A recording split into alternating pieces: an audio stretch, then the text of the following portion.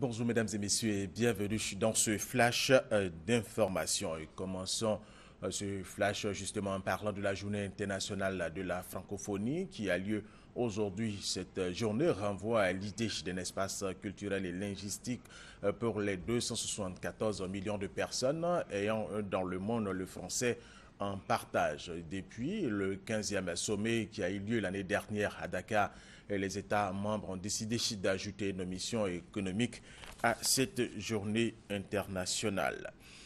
Présent dans le cadre de la conférence internationale sur l'émergence en Afrique, l'ancien président sud-africain Thabo Mbeki a été reçu par le président de la République Alassane Ouattara au palais présidentiel. Les deux personnalités ont fait le point de la situation socio-politique du pays.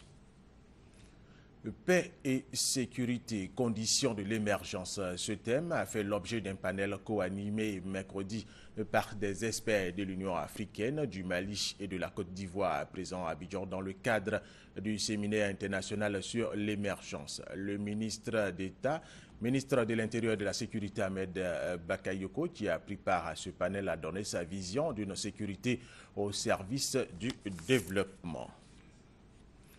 Le pont de Jacquesville sera inauguré demain par le président de la République Alassane Ouattara. Ce pont mettra fin à plusieurs décennies d'enclavement à Jacquesville. On pense maintenant développement. Christelle Mina. Le pont du développement. Nous passons de l'enclavement au désenclavement et du désenclavement au développement. Si le maire de Jacquesville s'exprime ainsi, c'est qu'il réalise déjà ce que le pont enfin construit apportera à sa commune. Cette presqu'île de 3205 km² est désormais mieux accessible, fini les contraintes de transport avec le bac. Joachim Begré et ses 56 308 administrés peuvent à nouveau envisager sereinement les perspectives de développement économique de ce département qui repose depuis toujours sur les plantations de coco, le tourisme et la pêche. À Jacquesville, tout ou presque tourne autour du coco. Cette culture de rente est le pilier de son économie locale, 14 000 hectares de cocoteraies qui engrangent 4 milliards de francs CFA de chiffre d'affaires annuel. Selon les spécialistes, le département pourrait en espérer 5 fois plus avec le pont et une approche plus intégrée de la filière.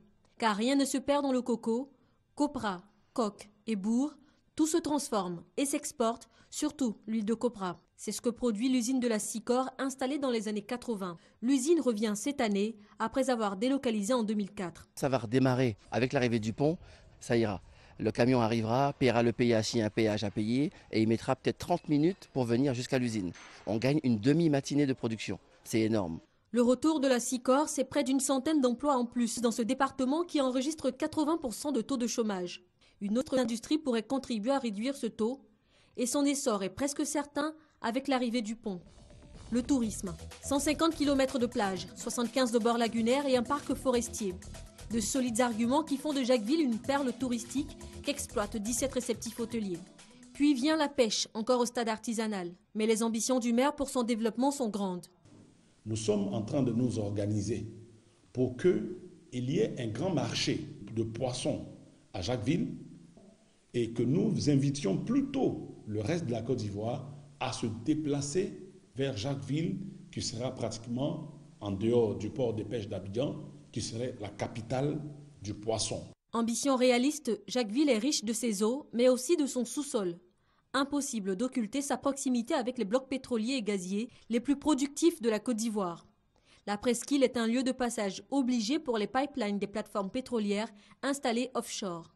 Un conseil pétrole-gaz, composé de représentants locaux de Jacquesville, s'active pour que le département bénéficie de cet avantage géographique. Pétrole et gaz, pêche, tourisme, filière coco porteuse, il y a largement de quoi sortir Jacquesville du marasme économique dans lequel il est plongé. La presqu'île semble endormie sur un trésor, mais l'arrivée de ce pont sonne déjà pour sa population comme un réveil.